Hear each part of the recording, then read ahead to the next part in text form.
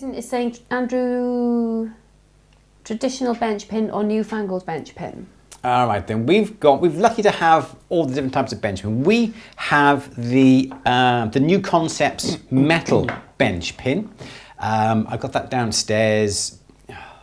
It is good, but I still prefer the old traditional wooden bench pin. The bench pin that New Concepts have done, the metal one, it is really, really good. I do like it. The problem is it's made of steel. As soon as your blade starts to cut into it, it starts to dull it slightly. But I sometimes use that particular peg if I'm doing some piercing, because it doesn't necessarily wobble at all, doesn't move, and it's perfectly parallel with the floor. So sometimes I will put that on to pierce, but these particular bench pegs here, I do love them.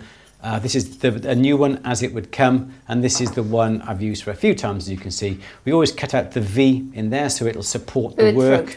Yeah, so that is what I prefer. Obviously you use it this way up if you're going to be doing some piercing, but usually then I would use it that way up. It goes into what I've got here is a oh, it's a picture of my lap.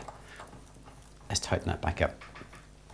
I've got a GRS bench pin holder that fits into the GRS plate I've got on the side of me here. Good. So that's the GRS Benchmate dovetail plate, and that will slot onto it just like that, and it is nice. And the advantage with this is we can turn this over, swap it over at a moment's notice, and we've got a nice horizontal. So I stick with the traditional wood. It's kinder to the blades, it's kinder to the files. So that's how they start, that's how they end up over a period of a few years. And I did have an experiment on the peg I had downstairs. I didn't start the V shape, I just let the peg work its own way. And I have found that there is no V, but there's a slight V, but it does veer to the left because I'm right-handed.